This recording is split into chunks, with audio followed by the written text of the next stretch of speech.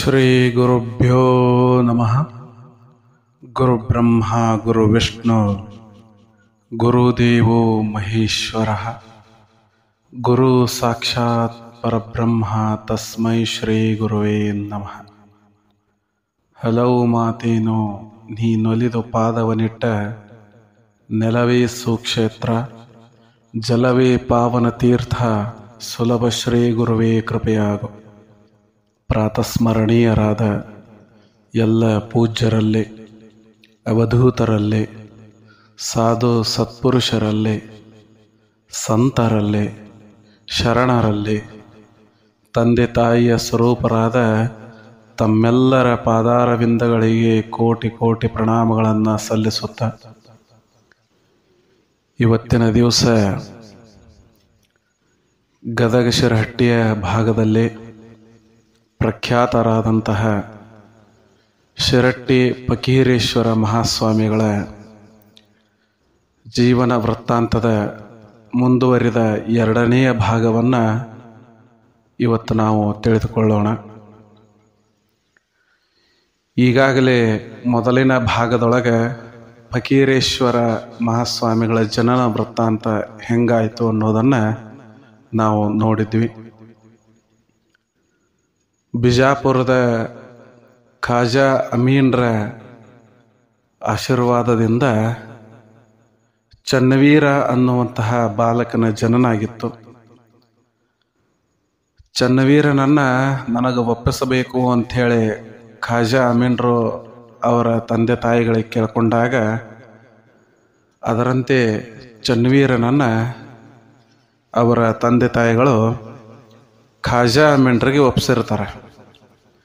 ಈಗಾಗಲೇ ಮೊದಲು ಹೇಳಿರುವಂತೆ ಖಾಜಾ ಅಮೀನರ ಪೂರ್ವ ಜನ್ಮ ಯಾವುದು ಅಂತಂದ್ರೆ ಬ್ರಹ್ಮಾನಂದರ ಜನ್ಮ ಅಂಥೇಳಿ ನಾನು ಉಲ್ಲೇಖ ಮಾಡಿದ್ದೆ.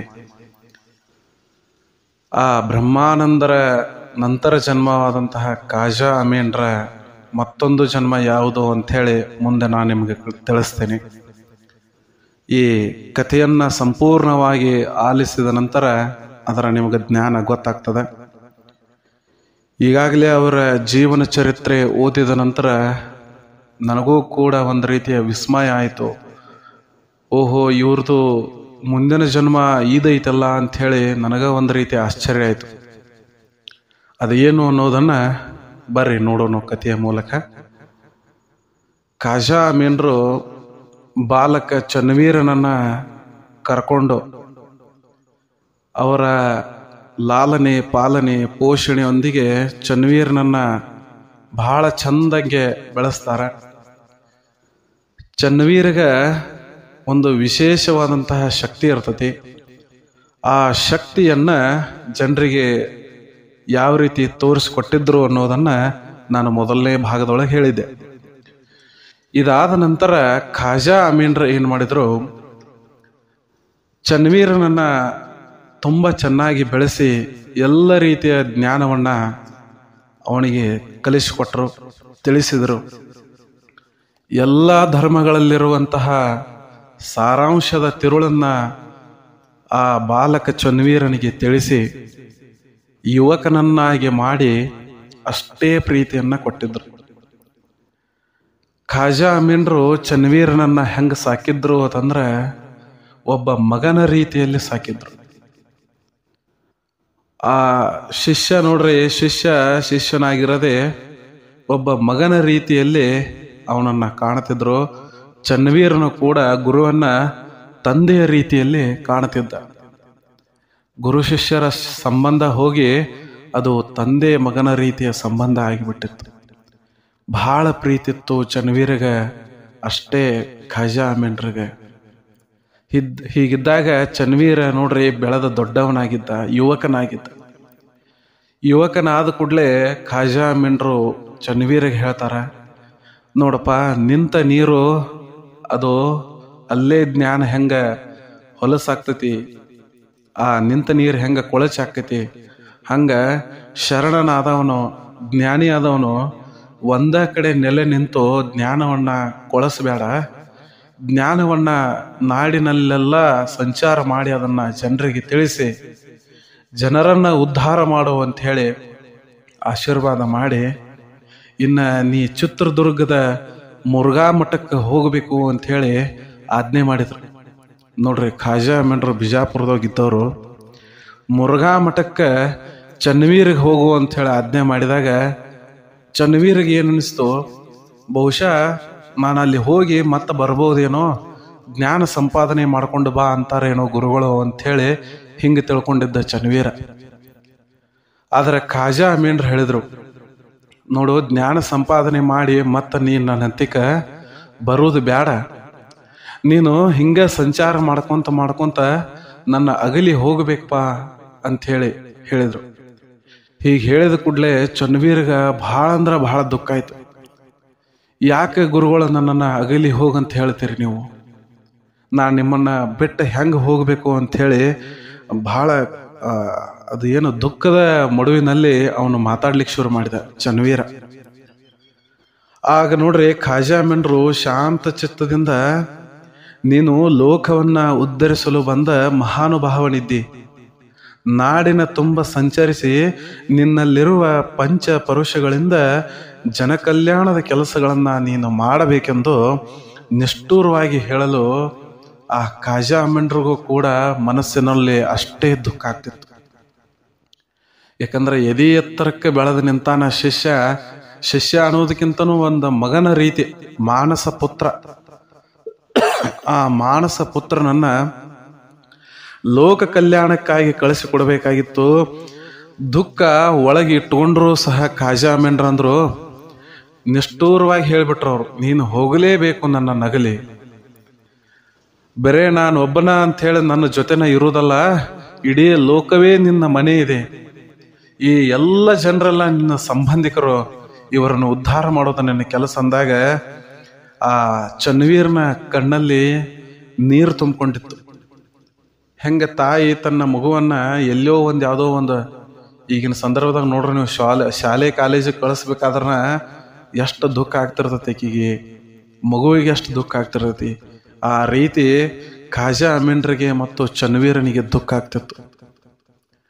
ನಾನು ನಿನ್ನನ್ನು ಅಗಲಿ ಎಲ್ಲಿಯೂ ಹೋಗಲಾರೆ, ನಾನು ಹಳೆಯದಾದ ಈ ಶರೀರವನ್ನ ಬಿಟ್ಟು ಮತ್ತ ನಿನ್ನ ಜೊತೆ ಬರ್ತೀನಪ್ಪ ಅಂತ ಹೇಳಿ ಖಾಜಾ ಮೆಂಡ್ರು ಹೇಳ್ರು. ಅವಾಗ ನೀವು ಏನೇ ಹೇಳ್ರಿ ಗುರುಗಳ, ನಾನು ನಿಮ್ಮನ್ನ ಬಿಟ್ಟು ಹೋಗಂಗಿಲ್ಲ ಅಂತ ಹೇಳಿ ಚನ್ನವೀರ ಹಠ ಮಾಡ್ಲಿಕ್ಕಂತ. ಹಂಗೆ ಅನ್ನಕ್ಕೆ ಹೋಗ್ಬೇಡ, ನೀನು ಚಿತ್ರದುರ್ಗಕ್ಕೆ ಹೋಗಿ ಮುರುಘಾ ಮಠದೊಳಗೆ ಜ್ಞಾನವನ್ನ ಸಂಪಾದಿಸಬೇಕು, ಇನ್ನೂ ಹೆಚ್ಚಿನ ಸಿದ್ಧಿಗಳನ್ನ ಮಾಡ್ಕೋಬೇಕು. ಅವಾಗ ನಿನ್ನನ್ನು ನಾನು ನನ್ನ ಸೂಕ್ಷ್ಮ ಶರೀರದಿಂದ ನೋಡ್ತೀನಿ ಅಂತ ಹೇಳಂದ್ರು. ಯಾವಾಗ ಸೂಕ್ಷ್ಮ ಶರೀರದಿಂದ ನೋಡ್ತೀನಿ ಅಂತಂದ್ರೆ ಆತ್ಮರೂಪದಲ್ಲಿ ನೋಡ್ತೀನಿ ಅಂತಂದ್ರು ಚನ್ನವೀರನಿಗೆ ಗೊತ್ತಾಯ್ತು. ಇನ್ನು ನಾ ಆ ಕಡೆ ಹೋದ ನಂತರ ಖಾಜಾ ಮೆಂಡ್ರು ನಮ್ಮನ್ನ ಬಿಟ್ಟು ಹೋಗ್ತಾರ ಅನ್ನುವಂಥದ್ದು ದುಃಖ ಅವನಿಗೆ ಬಹಳ ಬೇರೂರಿ ಬಿಡ್ತು. ಎಷ್ಟು ದುಃಖ ಆಯ್ತು ಅಂತಂದ್ರೆ ಅವರ ಪಾದ ಮೇಲೆ ಬಿದ್ದ ಚನ್ನವೀರ, ಗುರುಗಳ, ನಾನು ನಿಮ್ಮನ್ನ ಬಿಟ್ಟು ಎಲ್ಲಿಯೂ ಹೋಗಂಗಿಲ್ಲ, ನೀವು ನನ್ನ ಜೊತೆನೇ ಇರಬೇಕು, ಹೋದ್ರೆ ಇಬ್ರು ಕೂಡ ಹೋಗು ನಡ್ರಿ ಮುರುಘಾ ಮಠಕ್ಕ ಅಂತ ಹೇಳಂದ. ಅವಾಗ ಖಾಜಾ ಮೆಂಡ್ರು ಅಂದ್ರು, ಅಲ್ಲಪ್ಪ, ಇದು ದೇಹ ಒಂದು ಬಟ್ಟೆಯ ರೀತಿ. ಹೆಂಗೆ ನಾವು ಬಟ್ಟೆ ಹಳೆಯದಾದ ನಂತರ, ಬಟ್ಟೆ ಹರಿದ ನಂತರ ಈ ದೇಹವನ್ನ ಹೆಂಗೆ ಬಿಡ್ತೀವೋ, ಹಂಗ ಆತ್ಮನು ಈ ದೇಹವನ್ನ ಬಿಟ್ಟು ಮತ್ತೊಂದು ದೇಹವನ್ನ ಪಡ್ಕೋತೈತಿ. ಆತ್ಮಕ್ಕೆ ಸಾವಿಲ್ಲ ಅನ್ನುವಂಥದ್ದನ್ನ ತಿಳಿಸ್ಕೊಟ್ರು. ಅವಾಗ ಚನ್ನವೀರ್ ಅಂದ, ನಾನೆಲ್ಲ ಬೆಳೆದ ದೊಡ್ಡವನನ್ನಾಗಿ ಮಾಡಿದ್ರಿ, ಜ್ಞಾನ ಕೊಟ್ಟಿದ್ರಿ, ಮತ್ತೆ ನಾ ಇನ್ನು ಸಂಚಾರ ಮಾಡ್ಕೊಂತ ಆ ಕಡೆ ಹೋದ್ನಂದ್ರ ನಾನು ನಿಮ್ಮನ್ನ ಮತ್ತೆ ಹೆಂಗೆ ನೋಡಬೇಕು ಅಂತ ಹೇಳಿ ಕೇಳ್ಕೊಂಡ. ಅವಾಗ ನೀನೇನೂ ವಿಚಾರ ಮಾಡಬೇಡ, ನಿನ್ನನ್ನ ಕಾಣಲಿಕ್ಕೆ ನಾನು ಮತ್ತೊಂದು ಜನ್ಮವೆತ್ತಿ ಬರ್ತೀನಿ ಅಂತಂದ್ರು. ನಿಮಗ ಈ ಕತೆ ಶುರುವಾತಿಗೆ ಹೇಳಿದ್ದೆ, ಮತ್ತೊಂದು ಜನ್ಮವೆತ್ತಿ ಬರ್ತೀನಿ ಅಂತ ಅಂದ ಕೂಡಲೇ ಯಾವ ಜನ್ಮ ಅಂಥೇಳಿ ಏನಾಗಿ ಬರ್ತೀರಿ ಅಂತ ಹೇಳಿ ಚನ್ನವೀರ ಕೇಳಿದ. ನೋಡು, ನಾನು ಗೋನಾಳದಲ್ಲಿ ಜನಿಸ್ತೀನಿ, ಗೋನಾಳದಲ್ಲಿ ಜನಿಸಿ ಹಲವಾರು ಲೀಲೆಗಳನ್ನ ಪವಾಡಗಳನ್ನ ಜನರಿಗೆ ತೋರಿಸ್ತಾ ಲಿಂಗನ ಬಂಡಿಯೊಳಗೆ ಬಂದು ಅಲ್ಲಿಂದ ವರ್ವಿಯೊಳಗೆ ಬಂದ ನೆಲೆಸ್ತೀನಿ, ವರ್ವಿಯೊಳಗೆ ಬಂದ ನೆಲೆಸಿ ಅಲ್ಲಿಂದ ತಿಂತಣಿಗೆ ಹೋಗಿ ಲೀನ್ ಆಗ್ತೀನಿ. ನೀನು ವರ್ವಿಗೆ ಬಂದಾಗ ಆ ಶಿರಟ್ಟಿ ಭಾಗದೊಳಗೆ ನಾನು ನಿನ್ನನ್ನು ಭೇಟಿ ಆಗ್ತೀನಿ ಅಂತಂದಿದ್ರು. ಇಷ್ಟರ ಮ್ಯಾಗ ನಿಮ್ಗೆ ಅರ್ಥ ಆಗಿರ್ಬೋದು ಯಾವ ಮುಂದಿನ ಜನ್ಮ ಅಂತಂದ್ರೆ ಅದು ತಿಂತಣಿ ಮೌನೀಶ್ವರನ ಜನ್ಮ. ನನಗೂ ಕೂಡ ಈ ಕಥೆಯನ್ನ ಓದಿದ ನಂತರ ಒಂದು ರೀತಿ ವಿಚಿತ್ರ ಅನಿಸ್ತು. ಯಾಕಂದ್ರೆ ಖಾಜಾ ಅಮೀನ್ರ ಹಿಂದಿನ ಜನ್ಮ ಬ್ರಹ್ಮಾನಂದರದಿತ್ತು. ಬ್ರಹ್ಮಾನಂದರ ಆದ ಕೂಡಲೇ ಖಾಜಾ ಅಮೀನ್ರಾದ್ರು. ಖಾಜಾ ಅಮೀನರ ನಂತರ ಮೌನೀಶ್ವರನಾಗಿ ಈ ಭೂಮಿಗೆ ಅವತರಿಸ್ತೀನಿ ಅಂತ ಹೇಳಿ ಅಂದಿದ್ರು. ಹಂಗಾದ್ರ ಮೌನೀಶ್ವರನ ಕತಿ ಹೇಳೋ ಸಂದರ್ಭದೊಳಗೆ ಗೋನಾಳದೊಳಗೆ ಶಿವನ ವಾಣಿಯಾಗಿ ಶಿವನ ಅಂಶವೇ ಆ ಶೇಷಪ್ಪ ಮತ್ತು ಶೇಷಮ್ಮನ ಮಡಿಲಿನಲ್ಲಿ ಮಗುವಾಗಿ ಬಂತು ಅಂತ ಹೇಳಿ ನಾನು ಹೇಳಿದ್ದೆ.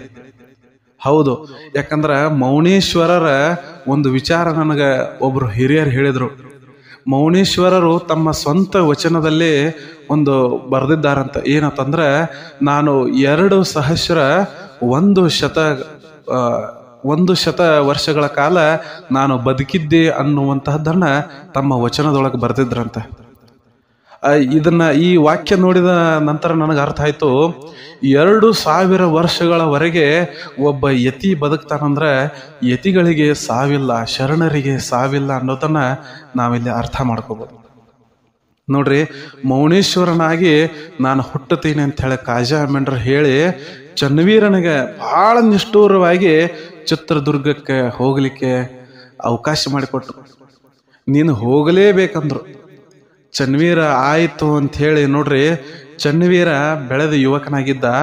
ಚನ್ನವೀರ ಫಕೀರನ ರೀತಿಯಲ್ಲಿ ಚಿತ್ರದುರ್ಗಕ್ಕೆ ಹೊರಡಲು ಸಿದ್ಧ ಆದ.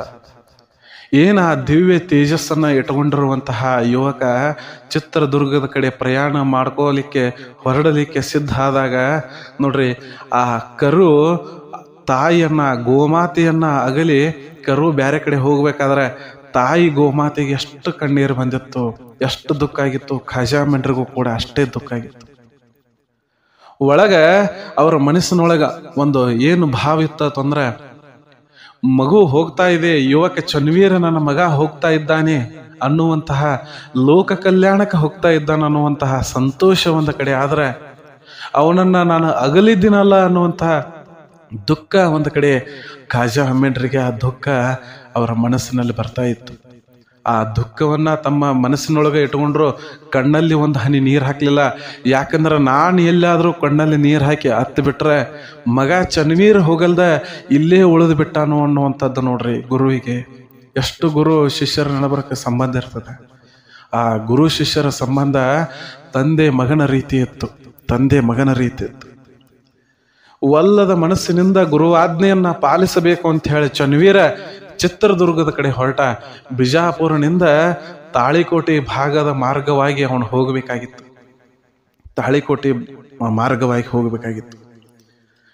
ಆಯ್ತು ಅಂತ ಹೇಳಿ ಹೆಂಗಿದ್ರು ಗುರು ನನ್ನ ಮೌನೇಶ್ವರನ ಅವತಾರದೊಳಗೆ ಮತ್ತ ಆ ವರವಿಯೊಳಗೆ ಸಿಗತೇನ ತಂದಾನ, ಶಿರಟ್ಟಿ ಭಾಗದೊಳಗೆ ಸಿಗತೇನ ತಂದಾನ, ಮತ್ತ ನನ್ನನ್ನು ಅವ ಸೇರ್ಕೊಂತಾನಂತ ಹೇಳಿ ಆ ಸಂತೋಷದ ಭಾವ ಒಂದು ಕಡೆ, ದುಃಖದ ಭಾವ ಒಂದು ಕಡೆ, ಎರಡನ್ನ ತಗೊಂಡು ಆ ಭಾರವಾದ ಹೃದಯವನ್ನು ಇಟ್ಟುಕೊಂಡು ಚನ್ನವೀರ ಹೆಜ್ಜೆ ಹಾಕ್ಲಿಕ್ಕೆ ಶುರು ಮಾಡಿದ. ಹೋಗ್ತಾ ಗುರುವಿನ ಮಾತುಗಳನ್ನ ಎದೆಯಲ್ಲಿರಿಸಿಕೊಂಡು ನಡೆದ.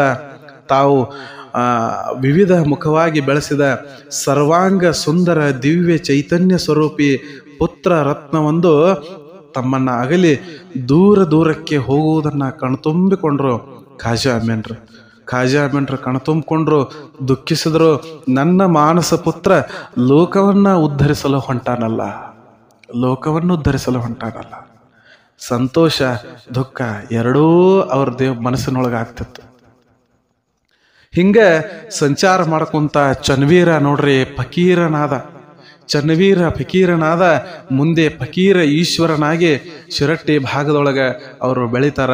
ಅದಕ್ಕಿಂತ ಮುಂಚೆ ಈ ತಾಳಿಕೋಟೆ ಭಾಗದಿಂದ ಹೋಗುವಂತ ಸಂದರ್ಭದೊಳಗೆ ಒಂದು ಊರನ್ನ ಪ್ರವೇಶ ಮಾಡಿದ್ರು. ಯಾವ ಊರು ಅಂತ ಹೇಳಿ ನಿಮಗೆ ನಾನು ಮುಂದೆ ಹೇಳ್ತೀನಿ. ಆ ಊರಲ್ಲಿ ಪ್ರವೇಶ ಮಾಡಿದ ನಂತರ ನೋಡ್ರಿ, ಆ ಊರ್ ಹೆಂಗಾಗಿತ್ತು ಅಂತಂದ್ರ ಹಲವಾರು ಜಾತಿಯ ಜನ. ಊರಂದ ಬಳಕ ಇರುವುದಲ್ರಿ, ಹಲವಾರು ಜಾತಿ ಜನ ಇರುವುದು ಅದು ಸ್ವಾಭಾವಿಕ. ಹಾಗೆ ಆ ಊರಲ್ಲಿ ಸಂಚಾರ ಮಾಡ್ಕೊಂತ ಆ ಊರಿನ ಭಾಗದೊಳಗೆ 1-2 ದಿವಸ ಇರಬೇಕು ಅಂಥೇಳಿ ಆ ಶಿರಟ್ಟಿಯ ಫಕೀರೇಶ್ವರ ಮಹಾಸ್ವಾಮಿಗಳು ಚನ್ನವೀರೇಶ ಅಲ್ಲಿ 2 ದಿವಸ ಇರ್ಬೇಕಂತ ವಿಚಾರ ಮಾಡಿದ್ವಿ. ಯಾವ ಊರು ತಂದ್ರೆ ಅದು ಬಂಡೆಪ್ಪನಹಳ್ಳಿ, ತಾಳಿಕೋಟೆ ತಾಲೂಕದೊಳಗೆ ಬರ್ತೈತಿ ಬಂಡೆಪ್ಪನಹಳ್ಳಿ. ಆ ಬಂಡೆಪ್ಪನಹಳ್ಳಿಯಲ್ಲಿ ಅವರು ಅನೇಕ ಜಾತಿಯ ಜನ ವಾಸವಾಗಿತ್ತು. ಈ ಹಳ್ಳಿಯ ಜನ ನೋಡ್ರಿ, ಈ ಶಿರಟ್ಟಿ ಫಕೀರೇಶ್ವರ ಮಹಾಸ್ವಾಮಿಗಳು ಏನು ಅಲ್ಲಿ ಬಂದ್ರು, ಬಹಳ ಆದರ ಆತಿಥ್ಯದಿಂದ ಜನ ಅವರನ್ನ ಸ್ವೀಕಾರ ಮಾಡಿತು. ಆದ್ರೆ ಹಳ್ಳಿಯೊಳಗೆ ಏನಾಗಿಬಿಟ್ಟೈತಿ ಅಂತಂದ್ರೆ, ಆ ಜನ ಸಾಕಷ್ಟು ಜಾತಿ ಜನ ಏನಿತ್ತು, ಆ ಜನರಲ್ಲಿ ಒಂದು ಜಾತೀಯತೆಯ ಒಂದು ಹುಳ ಅವ್ರ ತಲೆಯಾಗ ಕುಂತು ಬಿಟ್ಟಿತ್ತು.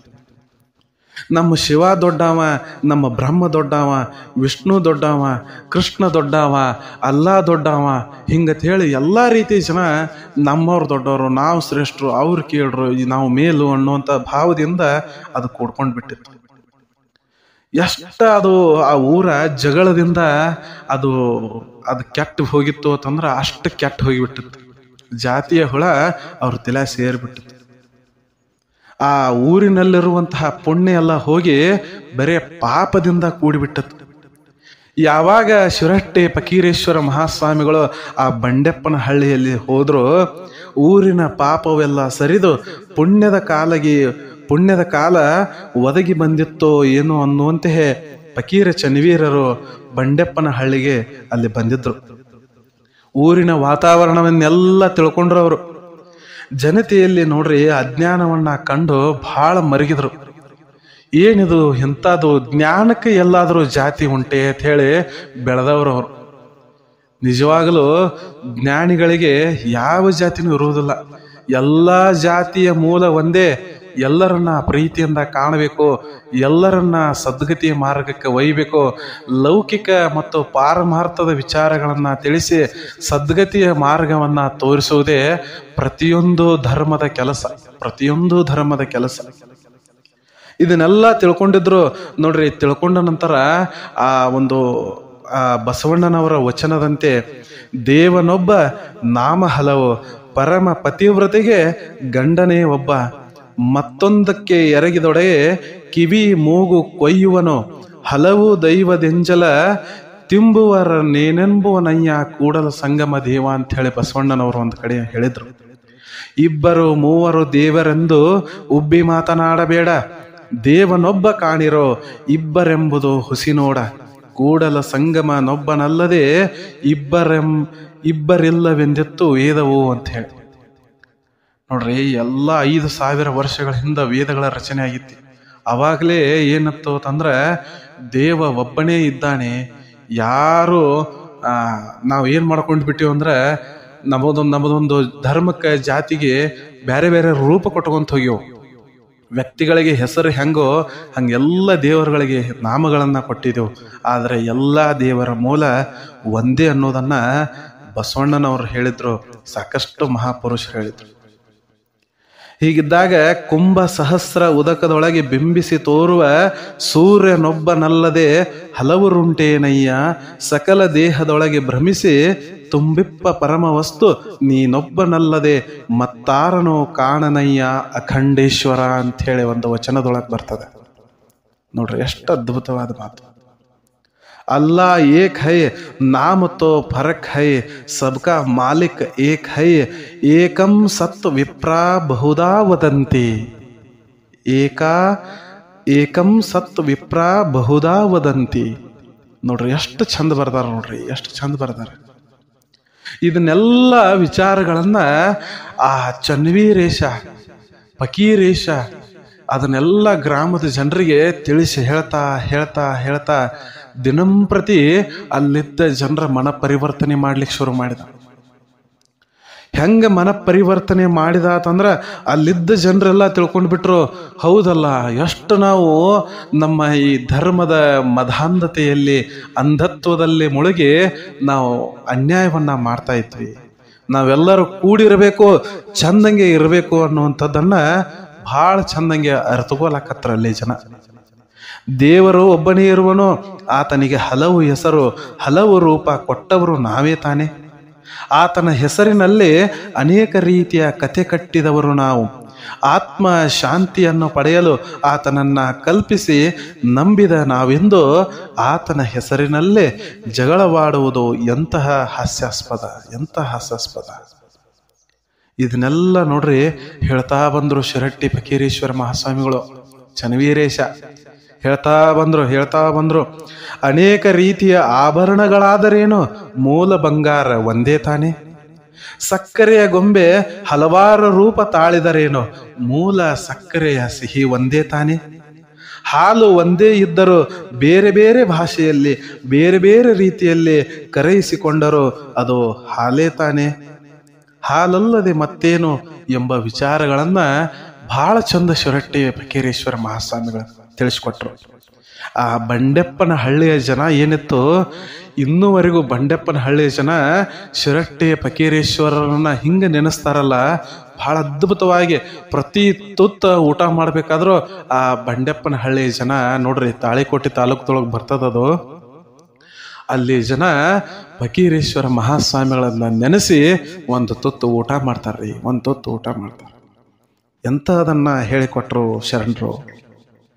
ಹೀಗಿದ್ದಾಗ ನೋಡ್ರಿ, ಬಂಡೆಪ್ಪ ಹಳ್ಳಿಯಲ್ಲಿ ಜನ ಏನ್ ಮಾಡಿದ್ರು, ಶರಣರ ನೀವು ಚಿತ್ರದುರ್ಗಕ್ಕೆ ಹೋಗ್ತೀನಿ ಅಂತೀರಿ, ಹೋಗ್ರಿ ನೀವು ಅಲ್ಲಿ, ಆದ್ರೆ ನಾವು ನಿಮ್ಮ ಹೆಸರಿನಲ್ಲಿ ಇಲ್ಲೊಂದು ಮಠ ಸ್ಥಾಪಿಸ್ತೀವ್ರಿ ಅಪ್ಪಾರ, ಇಲ್ಲೊಂದು ಮಠ ಸ್ಥಾಪಿಸ್ತೀವ್ರಿ ಅಪ್ಪಾರ, ನೀವು ಬಂದಾಗೊಮ್ಮೆ ಈ ಮಠದೊಳಗಿದ್ದು ನಮ್ಮನ್ನ ಉದ್ಧರಿಸೋ ತಂದೆ, ನಮ್ಮನ್ನು ಉದ್ಧರಿಸೋ ತಂದೆ ಅಂತ ಹೇಳಿ ಬೇಡ್ಕೊಂಡ್ರು. ಖಾಜಾರ ಆದೇಶದಂತೆ ಚಿತ್ರದುರ್ಗಕ್ಕೆ ಹೊರಟ ಫಕೀರೇಶ್ವರ ಮಹಾಸ್ವಾಮಿಗಳು ನೋಡ್ರಿ, ದಾರಿಯಲ್ಲಿ ಹತ್ತಿದ ಹಳ್ಳಿಗಳಲ್ಲಿ ಆ ವಾಸ್ತವ್ಯ ಹೂಡಿ ಆ ಜನರಿಗೆ ಅವಶ್ಯಕವಿರುವಂತಹ ಉಪದೇಶವನ್ನ ನೀಡುತ್ತಾ ಅವರು ಸಾಕ್ತಾ ಹೋದ್ರು.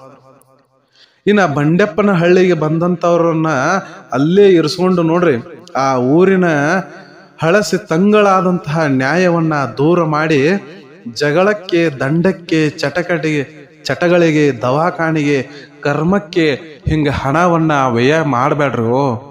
ಇಂಥದಕ್ಕೆಲ್ಲ ಹಣವನ್ನ ವ್ಯಯ ಮಾಡಬೇಡ್ರಿ, ಧರ್ಮ ಕೆಲಸಗಳಿಗೆ ನೀವು ಖರ್ಚು ಮಾಡ್ರಿ ಅಂತ ಹೇಳಿ ತಿಳಿಸ್ಕೊಟ್ರು.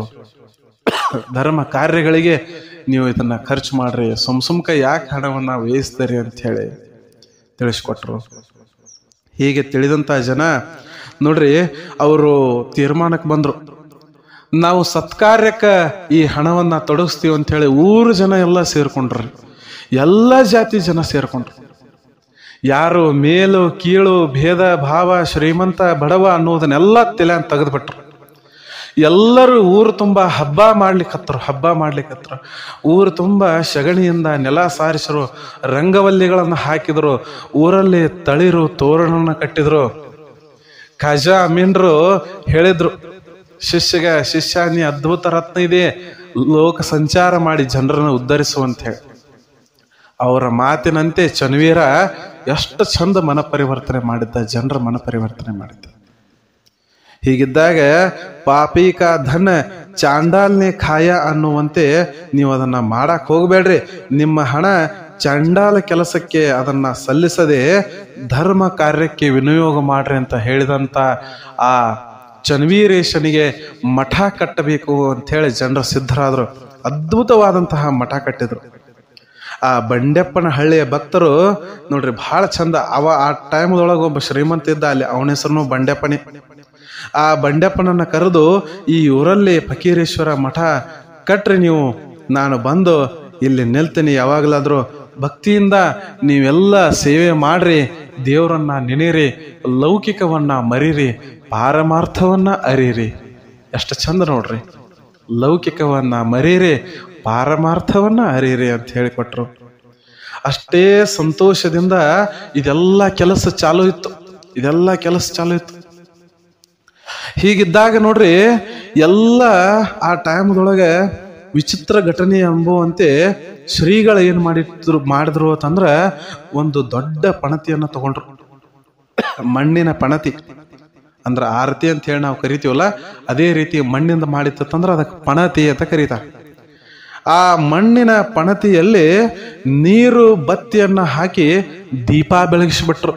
ನೀರು ಮತ್ತು ಬತ್ತಿಯಿಂದ ನೋಡ್ರಿ, ಎಣ್ಣೆ ಹಾಕಿ ದೀಪ ಹಚ್ಚಲಿಲ್ಲ, ನೀರು ಹಾಕಿ ದೀಪ ಹಚ್ಚಿದ್ರು. ದೀಪ ಹಚ್ಚಿ ಒಂದು ಜಾಗದಾಗ ಇಡ್ಲಾಕ್ ಹೇಳ್ರು. 3 ದಿನಗಳ ಕಾಲ ಈ ದೀಪ ಇಲ್ಲಿ ಉರಿತಂದ್ರ ಅಷ್ಟೇ ನೀವು ಇಲ್ಲಿ ಮಠ ಕಟ್ರಿ, ಇಲ್ಲ ಅಂತಂದ್ರ ಇಲ್ಲಿ ಮಠ ಕಟ್ಟಬೇಡ್ರಿ ಅಂತ ಹೇಳ್ರಿ ಚನ್ನವೀರೇಶ್ ಅವ್ರು ಹೇಳಿದ್ರು.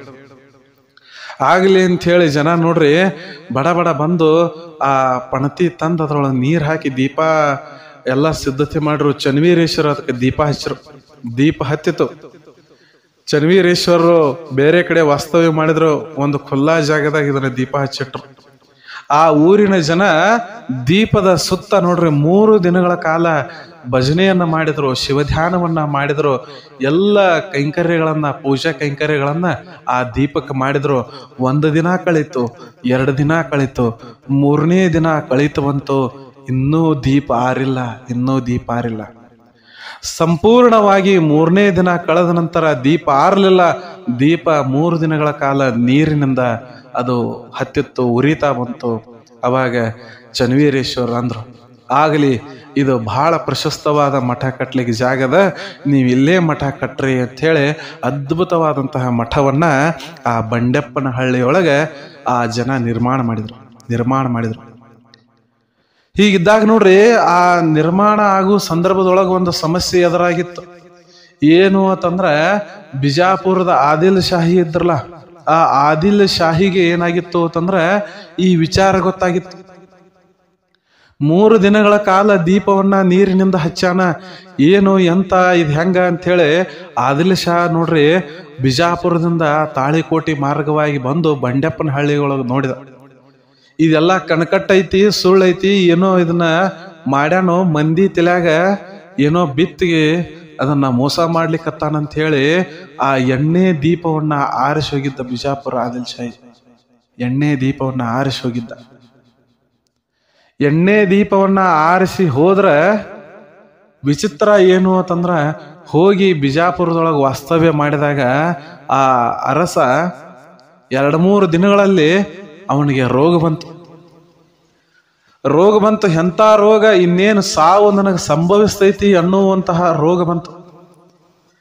ಆ ಸಂದರ್ಭದೊಳಗ ಆ ಊರೊಳಗಿರುವಂತಹ ಜ್ಯೋತಿಷ್ಯಗಾರನನ್ನ ಕರೆದ್ರು, ಪಂಡಿತನನ್ನ ಕರೆದ್ರು. ಯಾಕ ಏನಾಗೈತಿ ನೋಡ್ರಿ ಅಂತ ಹೇಳಿ ಎಲ್ಲಾ ರೀತಿಯ ಔಷಧ ಮಾಡಿದ್ರು ಅದು ಕಡಿಮೆ ಆಗಿಲ್ಲಾಗಿತ್ತು. ಅವಾಗ ಆ ಬಂದಂತಹ ಪಂಡಿತರು ತಮ್ಮ ದಿವ್ಯ ಶಕ್ತಿಯಿಂದ ಅದನ್ನ ಅರ್ಥಕೊಂಡ್ರು. ಜ್ಯೋತಿಷ್ಯ ಪಂಚಾಂಗ ಇದೆಲ್ಲ ನೋಡ್ಕೊಂಡ್ರು, ಎಲ್ಲ ಚಲೋ ಐತಿ, ಆದ್ರೂ ಯಾಕೆ ಹಿಂಗಾಗೈತಿ ಅಂತ ಹೇಳಿ ನೋಡಿದಾಗ ತಮ್ಮ ದಿವ್ಯ ಶಕ್ತಿಯಿಂದ ಅರಿವಾಯ್ತು. ಯಾಕ್ರಿ ಏನಾದ್ರೂ ಅಚಾತುರ್ಯ ಏನೋ ನಡೆದೈತಿ ಅಂತ ಹೇಳಿ ಪರೀಕ್ಷೆ ಮಾಡೋ ಸಂದರ್ಭದೊಳಗ ಹಿಂಗಾಗಿತ್ತು. ನಾನು ತಾಳಿಕೋಟಿ ಭಾಗದಾಗ ಹೋದಾಗ ಅಲ್ಲಿ ಒಂದು ದೀಪವನ್ನ ಆರಿಸಿದ್ದು ವಿಚಾರ ಅದು ಗೊತ್ತಾಗ್ಬಿಡ್ತು, ಗುರುವಿಗೆ, ಪಂಡಿತರಿಗೆ ಗೊತ್ತಾಗ್ಬಿಡ್ತು.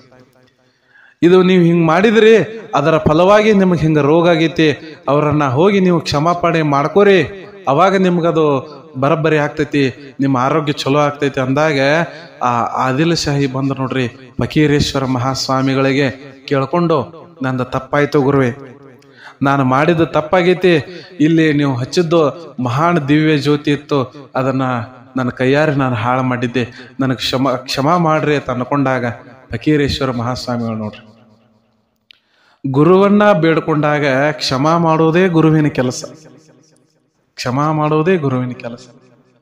ಹೀಗಿದ್ದಾಗ ಕ್ಷಮಾ ಮಾಡಿದ್ರು. ಆಗ್ಲಿ ಏನೋ ಅಚಾತುರ್ಯ ಆಗೈತಿ, ಗೊತ್ತಿಲ್ಲದ ಏನೋ ಮಾಡಿದಿ, ಗೊತ್ತಿದ್ದು ಮಾಡೋದು ದೊಡ್ಡ ತಪ್ಪು, ಗೊತ್ತಿಲ್ಲದೆ ಆಗಿರುವ ತಪ್ಪಲ್ಲ, ನೀನೇನು ಕಾಳಜಿ ಮಾಡಕ್ ಹೋಗ್ಬೇಡ, ಒಳ್ಳೇದಾಗ್ತೈತಿ, ಹೋಗು ಅಂತ ಹೇಳಿ ಆಶೀರ್ವಾದ ಮಾಡಿದಾಗ ಅದು ಮತ್ತೆ ಏನಾಯ್ತು ಅಂತಂದ್ರ ಅವ್ರ ಆರೋಗ್ಯ ಆಯ್ತು. ಆರೋಗ್ಯ ಆದ ನಂತರ ಆದಿಲ್ ಶಾಹಿ ಹೇಳ್ತಾನ, ಈ ಮಠದ ಕಾರ್ಯಕ್ಕೆ ಏನು ಸಹಾಯ ಸಹಕಾರ ಬೇಕು ಎಲ್ಲವನ್ನ ನಾನು ಕೊಡ್ತೇನೆ. ಈ ಮಠದ ಈ ದಿನನಿತ್ಯದ ಕೆಲಸ ಕಾರ್ಯಕ್ಕಾಗಿ 1,000 ಎಕರೆ ನಾನು ಈ ಭೂಮಿಯನ್ನ ಈ ಮಠದ ಸಲುವಾಗಿ ನಾನು ಬರೆದು ಕೊಡ್ತೀನಿ ಅಂತ ಹೇಳಿ ಒಂದು ಉಲ್ಲೇಖವನ್ನ ಅವರು ಮಾಡ್ತಾರ. ಅದರ ನಂತರ ಆ ಪತ್ರವನ್ನ ಬರೆಸಿ, ಪರವಾನಗಿ ಪತ್ರವನ್ನ ಬರೆಸಿ ಹಣದ ಗಂಟನ್ನ ಕೂಡ ಅವರು ಕಳಿಸಿಕೊಟ್ಟಿದ್ರು ಬಿಜಾಪುರದ ಆದಿಲ್ ಶಾಹಿಗಳು. ನೋಡ್ರಿ, ಮಠಕ್ಕೆ 40 ಹಳ್ಳಿಗಳನ್ನ 1400 ಎಕರೆ ಅಂದ್ರೆ 1,000 ಅಂದ್ರೇನ 1400, 1,400 ಎಕರೆ ಜಮೀನನ್ನ ದಾನವಾಗಿ ಕೊಟ್ಟಿದ್ದ ಬಿಜಾಪುರದ ಆದಿಲ್ ಶಾಹಿ.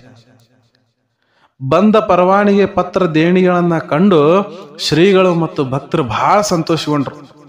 ಯಾಕಂದ್ರೆ ಮಠ ಏನೋ ಕಟ್ಟತೀವು ಆಯ್ತು, ಮಠದ ದಿನನಿತ್ಯದ ಕೆಲಸಕ್ಕೆ ಸಾಕಷ್ಟು ಭಕ್ತರು ಬರ್ತಾರ, ದಾಸೋಹ ಮಾಡ್ಬೇಕಾಗ್ತದ, ಏನಾದರೂ ಇರ್ಲಿಕ್ಕೆ ವ್ಯವಸ್ಥೆ ಮಾಡ್ಬೇಕಾಗ್ತದ, ಪೂಜಾ ಕೈಂಕರ್ಯ ವ್ಯವಸ್ಥೆ ಮಾಡ್ಬೇಕಾಗ್ತತಿ. ಅದ್ರ ಸಲುವಾಗಿ ಒಂದ್ ಸ್ವಲ್ಪ ದಾನ ಬೇಕಲ್ಲ. ಆ ದಾನವನ್ನ ಆದಿಲ್ ಶಾಹಿ ಕಳಿಸಿದ್ದ 1400 ಎಕರೆ ಅಷ್ಟೇ ಅಲ್ಲದೆ 40 ಹಳ್ಳಿಗಳ ಏನಪ್ಪಾ ಅಂತಂದ್ರೆ ಜಾಗ ಮತ್ತ ಆ ಹಳ್ಳಿಗಳು ಆ ಮಠಕ್ಕೆ ಸೇರ್ಲಿ ಅಂತ ಹೇಳಿ ದಾನ ಇಟ್ಟಿದ್ರು. ಆ ಪರವಾನಿಗೆ ಪತ್ರವನ್ನ ಕೊಟ್ಟು ಕಳಿಸಿದ್ರು. ಇದನ್ನ ಕಂಡ ಬಹಳ ಸಂತೋಷಗೊಂಡ್ರು ಶಿರಟ್ಟಿ ಫಕೀರೇಶ್ವರ ಮಹಾಸ್ವಾಮಿಗಳು. ಶಿರಟ್ಟಿಯ ಮಠದಷ್ಟೇ ದೊಡ್ಡ ಮಠ ಈ ಬಂಡೆಪ್ಪನ ಹಳ್ಳಿಯೊಳಗದ. ಇಲ್ಲಿ ಪಂಚವಾದ್ಯಗಳ ಸೇವೆಯು ಕೂಡ ನಡೀತೈತಿ. ಕೆಲವು ವರ್ಷಗಳಿಂದ ಅಲ್ಲಿ ಬಂಧುಗಳ ಕಚ್ಚಾಟದಿಂದ ಆ ಮಠ ಈಗ ಅಷ್ಟ ಅಭಿವೃದ್ಧಿ ಹೊಂದಿಲ್ಲ. ಆದರೂ ಏನೋ ನಡೀತಾ ಇದೆ, ಇನ್ನೂ ಜಾಸ್ತಿ ಅಭಿವೃದ್ಧಿ ಆಗಬೇಕಾಗಿತ್ತು. ಆದ್ರೆ ಮಠದ ಸ್ವಲ್ಪ ಇರ್ತಾವಲ್ರಿ, ಈಗ ಹೊಸ ಮಂದಿ ಏನಿರ್ತತಿ, ಸ್ವಲ್ಪ ಆಯ ಕುಡಿದು ತಗೊಳ್ಳೋದೊಳಗೆ ಹೆಚ್ಚ ಕಡಿಮೆ ಆಗಿ ಅಷ್ಟೇ ಸಣ್ಣ ಪ್ರಮಾಣದಲ್ಲಿ ಮಠ ಅದು ನಡೀತಾ ಇದೆ, ಸ್ವಲ್ಪ ಅಸ್ತವ್ಯಸ್ತಗೊಂಡಿದೆ. ಇನ್ನು ಬಡವರು ತಮ್ಮ ಶಕ್ತಿ ಇದ್ದಷ್ಟು ಹಣವನ್ನ ಸಲ್ಲಿಸಿದ್ರು, ಸೇವೆ ಮಾಡಿದ್ರು, ಮಠವನ್ನ ಕಟ್ಟಿಸತ್ತಿದ್ರು. ಹಣ ಸಾಲಿಲ್ಲ, ಗೋಡೆ ಕಟ್ಟಲು ತಂದಂತ ಆ ಮಣ್ಣ ಕಲ್ಲ ಇಟಿಗೆ ಇತ್ತು, ಅದನ್ನೆಲ್ಲ ಏನಪ್ಪಾ ಅಂತಂದ್ರೆ ಗೋಳೆ ಮಾಡಿ ಇಟ್ಕೊಂಡು ಕೂತಿದ್ರು. ಈ ಟೈಮ್ದಾಗ ನೋಡ್ರಿ, ಆ ಮಠ ಕಟ್ಟುವಂತಹ ಗೌಂಡಿಗಳಿರ್ತಾವಲ್ಲ, ಗೌಂಡಿ ಕೆಲಸ ಮಾಡೋರು, ಗೌಂಡಿ ಕೆಲಸ ಮತ್ತು ಆಳುಗಳಿಗೆ ಕೊಡಾಕ ಹಣ ಇರಲಿಲ್ಲ, ಎಲ್ಲ ಹಣ ತೀರಿ ಹೋಗ್ಬಿಡ್ತು. ಆ ಆದಿಲ್ ಶಾಹಿ ಕೊಟ್ಟಂತ ಹಣ ಎಲ್ಲ ತೀರಿ ಹೋಗ್ಬಿಡ್ತು, ಮುಗೀತು. ಹೀಗಿದ್ದಾಗ ನೋಡ್ರಿ, ಶಿರಟ್ಟಿ ಫಕೀರೇಶ್ವರ ಮಹಾಸ್ವಾಮಿಗಳಂದ್ರು ಆ ಗೌಂಡಿ ಏನ್ ಮಾಡಿದ, ಕೆಲಸ ನಿಲ್ಲಿಸ್ಬಿಟ್ಟ. ನಾ ಪಗಾರ ಕೊಟ್ರ ಅಷ್ಟ ದುಡಿತನ್ರಿ, ಇಲ್ಲಿಕ ದುಡಿಯಂಗಿಲ್ಲ ಅಂದ್ಬಿಟ್ಟ. ಅವಾಗ ಶಿರಟ್ಟಿ ಫಕೀರೇಶ್ವರಗಳು ಏನಂದ್ರು, ಅಲ್ಲಿ ಮಣ್ಣಿನ ಒಂದು ದಿಬ್ಬೆ ಐತಿ, ಮಠ ಕಟ್ಟಾಕ ಮಣ್ಣು ತಂದು ಹಾಕಿವಲ್ಲ, ಅಲ್ಲಿ ಮಣ್ಣಿನ ದಿಬ್ಬೆ ಐತಿ, ಅಲ್ಲಿರುವಂತ ಮಣ್ಣನ್ನ ನೀನು ದಿವಸ ಒಂದ್ ಸ್ವಲ್ಪ ಸ್ವಲ್ಪ ತಗೊಂಡ್ ಹೋಗಪ್ಪ ಅಂತೇಳಿ. ಗೌಂಡಿಗೆ ಸಿಟ್ಟು ಬಂದ್ಬಿಡ್ತು. ಏನು ನಾನು ಪಗಾರ ಕೇಳ್ರ ನನಗೆ ಮಣ್ಣು ಒಯ್ ಅಂತಾರಲ್ಲ ಇವರು, ಇದು ನಾನು ಒಟ್ಟ ಕೆಲಸ ಮಾಡೋದಿಲ್ಲ ಅಂದ್ಬಿಟ್ಟವ. ಯಾಕಂದ್ರ ಚಂದಂಗೆ ಪಗಾರ ಕೊಟ್ರ ಕೆಲಸ ಮಾಡ್ಲಾರದ ಮಂದಿ ಐತಿ, ಅಂತದ್ರೊಳಗೆ ಈಗ ಮಣ್ಣು ಕೊಟ್ಟ ಕೆಲಸ ಮಾಡೋ ಅಂತ ಹೇಳಿ ಅಂತಾರಲ್ಲ, ಇವ್ರು ಎಂತ ಗುರುಗಳು ಅಂತೇಳಿ ಸಿಟ್ಟಿಗೇರಿ ಹೋಗಿಬಿಟ್ಟವ. ಸಿಟ್ಟಿಗೇರಿ ಹೋದ, ಅವನನ್ನ ರಮೇಶ್ ಕರ್ಕೊಂಡು ಮತ್ತೆ ಮಂದಿಲ್ಲ, ಹಂಗ ಮಾಡ್ಬೇಡಪ್ಪ, ಕಟ್ ಬಾ, ನಾವ ಏನಾರ ಮಾಡಿ ನಿನಗೆ ರೊಕ್ಕ ಕೊಡ್ತೀವೋ, ಹಂಗ ಮಾಡ್ಬೇಡ, ಮಠ ಅರ್ಧಕ್ಕೆ ನಿಲ್ಸ್ ಮಾಡ ಬಾ ಅಂತ ಹೇಳಿ ಕರ್ಕೊಂಡು ಬಂದ್ರು. ಮತ್ ಹಂಗು ಹಿಂಗು ಮಾಡಿ 1-2 ದಿವ್ಸ ಕೆಲಸ ಮಾಡಿದ. ಮತ್ ಏನಪ್ಪಾ ಅಂತಂದ್ರ ನನಗೆ ಪಗಾರ ಕೊಡ್ರಿ ಅಂತ ಹೇಳಿ ಹೋದ. ಪಗಾರ ಕೊಡ್ರಿ ಅಂತ ಹೋದಾಗ ಶಿರಟ್ಟಿ ಫಕೀರೇಶ್ವರ ಮತ್ ಅದ ಮಾತು, ಅಲ್ಲಿ ಮಣ್ಣು ಒಯ್ಯು, ನಿನಗ ಚಲೋ ಆಗ್ತೈತಿ, ಮಣ್ಣು ಒಯ್ಯಿ ಅಂತ ಹೇಳಿ ತಾವ ಬಗಸಿಗಟ್ಲೆ ಬುಟ್ಟ್ಯಾಗ ಮಣ್ಣು ತುಂಬಿ ಒಂದು ದೊಡ್ಡದ ಚೀಲ್ನ್ಯಾಗ ಮಣ್ಣು ತಂದ ಅವನ ಕೈಯಾಗ ಕೊಟ್ರು. ಇದನ್ನ ನೀ ಮನಿಗೆ ಒಯ್ಯಿ, ನಾಳೆ ನೀನ ಕೆಲಸಕ್ಕೆ ಓಡಿ ಬರ್ತಿ ಅಂದ್ರ ಅವ್ರು. ಇನ್ನ ಒಗದ ಚಲಿ ಹೋಗುದು ಏನೈತೆ ಅಂತ ಹೇಳಿ ಒಲ್ಲದ ಮನಸ್ಸಿನಿಂದ ಗೌಂಡಿ ಏನ್ ಮಾಡಿದ, ಆ ಮಣ್ಣು ತಗೊಂಡ್ ಮನಿಗೆ ಹೋದ. ಮರುದಿವ್ಸ ಎದ್ದ ನೋಡ್ರಿ, ಚೀಲ ಜಾಡಿಸಿನ ಮಣ್ಣು ಚೆಲ್ಲಬೇಕು ಅಂತ ಹೇಳಿ ಚೀಲ ಜಾಡಿಸ್ಬೇಕಂತ ಹೇಳಿ ಚೀಲ ಜಾಡಿಸಿದ. ಮಣ್ಣು ಬದ್ಲಿ ಏನಿತ್ತು ಅಂತಂದ್ರ ಒಂದು ದೊಡ್ಡದಾದಂತಹ ಬಂಗಾರದ ಸಲಾಕಿ ಬಿತ್ತು. ಅದನ್ನ ನೋಡಿ ಎಷ್ಟು ದುಃಖ ಆಯ್ತು ಅಂತಂದ್ರ, ಇಂತಹ ಮಹಾಪುರುಷರ ಶರಣರ ಮಠವನ್ನ ಕಟ್ಟಲಾಕ ನಾನು ಪಗಾರ ಬೇಡ್ಬಿಟ್ನಿ, ಅವರು ಅಲ್ಪವನ್ನ ನಾನು ಬೇಡಿದ್ದೆ, ಅಲ್ಪವನ್ನ ಕೊಟ್ಟು ನನಗೆ ಸಂತೃಪ್ತಿ ಮಾಡಿದ್ರು, ನಾನು ನಿಸ್ವಾರ್ಥದಿಂದ ಸೇವೆ ಮಾಡಿದ್ರೆ ನನಗೆ ಮುಕ್ತಿಯನ್ನೇ ದಯಪಾಲಿಸ್ತಿದ್ರಲ್ಲ, ನಾನು ಎಂತ ದೊಡ್ಡ ತಪ್ಪು ಮಾಡಿಬಿಟ್ಟೆ ಅಂತ ಹೇಳಿ ಪಶ್ಚಾತ್ತಾಪ ಪಟ್ಕೊಂಡ ಗೌಂಡಿ. ಅದನ್ನ ಯಥಾವತ್ತಾಗಿ ಅದ ಬಂಗಾರದ ತುಣಕ ತಂದ, ಅದೇನ ದೊಡ್ಡದೊಂದು ಬಂಗಾರದ ತುಕಡಿ ಬಿದ್ದಿತ್ತು, ಅದನ್ನ ತಂದ ಶಿರಟ್ಟಿ ಫಕೀರೇಶ್ವರ ಚನ್ನವೀರೇಶ್ವರನ ಪಾದಗಳ ಮ್ಯಾಗ ಇಟ್ಟ. ಯಪ್ಪ, ನಂದು ದೊಡ್ಡ ತಪ್ಪಾಯ್ತು, ಬಹಳ ಕ್ಷುಲ್ಲಕ ಕೆಲಸಕ್ಕೆ ನಾನು ಆಸೆ ಪಟ್ಟೆ, ಪಗಾರ ಬೇಡಿದೆ, ನಿನ್ನ ಶಕ್ತಿಯನ್ನ ನಾನು ಅರಿಯದಾದೆ. ಊರಾಗ ಎಲ್ಲ ಜನ ನಿನಗೆ ಸೇರಿ ಮಠ ಕಟ್ಟತ್ತಿದ್ರು, ಇಷ್ಟ್ರ ಮ್ಯಾಗ ನಾ ತಿಳ್ಕೋಬೇಕಾಗಿತ್ತು. ಇಷ್ಟೆಲ್ಲ ಜನ ನೀನು ಒಪ್ಕೊಂಡಾರಂದ್ರ ನಾನು ತಿಳ್ಕೊಬೇಕಾಗಿತ್ತು ನಿನ್ನ ಶಕ್ತಿ. ಆದ್ರೆ ನನ್ನ ಮಂಕ ಕವಿಯದ ಬುದ್ಧಿ ಐತಲ್ಲ, ಆ ಮಂಕ ಕವಿಯದ ಬುದ್ಧಿಗೆ ಇದು ಅರ್ಥ ಆಗಲಿಲ್ಲ. ನಾ ಬಹಳ ದೊಡ್ಡ ತಪ್ಪು ಮಾಡಿನಿ. ನನಗೆ ಈ ಬಂಗಾರದ ತುಣುಕು ಬೇಡ, ಯಾವುದೋ ಪಗಾರ ನನಗೆ ಬೇಡ. ನಾನು ಮಠವನ್ನ ನನ್ನ ನಿಸ್ವಾರ್ಥ ಸೇವೆಯಿಂದ ನಾನು ಕಟ್ಟತೀನಿ ಅಂತೇಳಿ ಆ ಗೌಂಡಿ ಮಠವನ್ನ ಬಹಳ ಅದ್ಭುತವಾಗಿ ಕಟ್ಟಿದ. ನೋಡ್ರಿ, ಎಂತ ಅದ್ಭುತ ಸೇವೆ ಮಾಡೋರಿದ್ದಾರೆ ನೋಡ್ರಿ, ಎಂತ ಅದ್ಭುತ ಸೇವೆಯನ್ನ ಮಾಡೋರಿದ್ದಾರೆ. ಇಂತಹ ಅದ್ಭುತವಾದ ಮಠ ಬಂಡೆಪ್ಪನ ಹಳ್ಳಿ ಒಳಗೈತಿ. ಈ ಕೆಲವು ವರ್ಷಗಳ ಹಿಂದೆನೆ ಶಿರಟ್ಟಿ ಫಕೀರೇಶ್ವರ ಮಹಾಸ್ವಾಮಿಗಳ ದೇವಸ್ಥಾನಗಳಿಗೆ, ಈಗೇನು ಶಿರಟ್ಟಿ ಒಳಗೆ ಏನು ಫಕೀರೇಶ್ವರ ಮಠ ಐತಿ, ಆ ಮಠದ ದೇವಸ್ಥಾನಗಳಿಗೆ ಹಾಸುಗಲ್ಲು ಅಂತ ಹೇಳಿ ದೊಡ್ಡದಾದ ಕಲ್ಲು ಚಪ್ಪಡಿಗಳು ಬರ್ತಾವ. ಆ ಕಲ್ಲು ಚಪ್ಪಡಿಗಳನ್ನ ಬಂಡೆಪ್ಪನ ಹಳ್ಳಿಯ ಜನರು ಸುಮಾರು 20-30 ಟ್ರ್ಯಾಕ್ಟರ್ ಮಾಡ್ಕೊಂತ ಬಂದು ಅದನ್ನ ತಂದ ಶಿರಟ್ಟಿಗೆ ಒಪ್ಪಿಸಿ ಹೋಗ್ಯಾರ. ಕೆಲವು ವರ್ಷಗಳ ಹಿಂದೆ ಸ್ವತಃ ಅವರೇ ತಮ್ಮ ಬಾಯಿಂದ ಹೇಳ್ಯಾರ ಬಂಡೆಪ್ಪನ ಹಳ್ಳಿಯ ಜನ, ಏನು ಈ ಶಿರಟ್ಟಿ ಒಳಗ ಈ ಮಠದ ಈ ಎಷ್ಟು ಶಕ್ತಿ ಐತೋ ಅಷ್ಟ ಶಕ್ತಿ ನಮ್ಮ ಊರಾಗಿನ ಆ ಶಿರಟ್ಟಿ ಫಕೀರೇಶ್ವರ ಮಹಾಸ್ವಾಮಿಗಳ ಮಠಕ್ಕೆ ಅಷ್ಟೇ ಅದ. ನಾವೆಲ್ಲ ಮಠದ ಆ ದಾನ ಕೊಟ್ಟಿದ ಆ ಭೂಮಿಯೊಳಗೆ ಉಳುಮೆ ಮಾಡಿ ಅವರ ಋಣದಲ್ಲಿ ನಾವು ಬದುಕ್ತಾ ಇದ್ದೇವೆ, ಅವರಿಂದ ನಾವು ಜೀವನ ನಡೆಸ್ತಾ ಇದ್ದೇವೆ. ಹಿಂಗಾಗಿ ಕಲ್ಲಿನ ಕ್ವಾರಿ ಐತ್ರಿ ಬಂಡೆಪ್ಪನ ಹಳ್ಳ್ಯಾಗ, ಅದಕ್ಕೆ ಹೆಸರ ಬಂಡೆ ಬಂದಿದ್ದ ಅದೇ ಹೆಸರಿಂದ. ಆ ಬಂಡೆಗಳನ್ನ ಕೊರೆದು ಬಂಡೆಪ್ಪನ ಹಳ್ಳಿ ಜನ ಕಲ್ಲು ಹಾಸುಗಳನ್ನ ತಂದು ಹಾಕಿದ್ರು ಶಿರಟ್ಟಿಗೆ. ನೋಡ್ರಿ ಎಷ್ಟು ನಿಸ್ವಾರ್ಥ ಸೇವೆ. ಆದ್ರೆ ಈಗ ಏನಾಗೈತಿಪ್ಪ ಅಂತಂದ್ರ ಅದು ಸುಮಾರು ಆಗಿನ ಟೈಮ್ದಾಗ 1400 ಎಕರೆ ಇತ್ತಂತ ಹೇಳಿದೆ. ಆದ್ರೆ ಈಗ ಅದೆಲ್ಲ ಆಸ್ತಿ ಅಳದ್ ಹೋಗಿ ಸುಮಾರು 100 ಎಕರೆ ಆಸ್ತಿ ಅಷ್ಟೇ ಉಳಿದೈತೆ ಅಂತ ಹೇಳಿ ಬಂಡೆಪ್ಪನ ಹಳ್ಳಿ ಜಾಗೀರ್ದಾರರು ಈ ಮಾಹಿತಿಯನ್ನ ಹೇಳ್ಕೊಂಡಾರ. ಬಂಡೆಪ್ಪನ ಹಳ್ಳಿ ಜಾಗೀರ್ದಾರ್ ಹೇಳಿದ್ರತೆ ಮಾತು.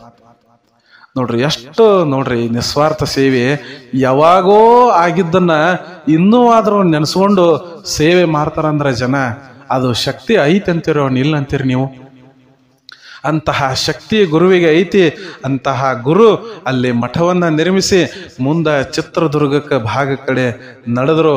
ಅಲ್ಲಿ ಏನೇನು ಕಲಿತರು, ಏನೇನು ಪವಾಡ ಮಾಡಿ ಜನರನ್ನ ಉದ್ಧಾರ ಮಾಡಿದ್ರು, ತಮ್ಮ ಗುರುವನ್ನ ಮೌನೇಶನ ರೀತಿಯಲ್ಲೇ ಯಾವ ರೀತಿ ಅವರು ಭೇಟಿ ಆದರು ಅನ್ನುವಂಥ ವಿಚಾರಗಳನ್ನ ನಾನು ಮುಂದಿನ ಭಾಗದಲ್ಲಿ ತಮಗೆ ಹೇಳ್ತೀನಿ. ಅಲ್ಲಿಯವರೆಗೂ ಸರ್ವೇ ಜನಃ ಸುಖಿನೋ ಭವಂತು, ಸಕಲ ಸನ್ಮಂಗಳಾನಿ ಭವಂತು. ನಮಸ್ಕಾರ.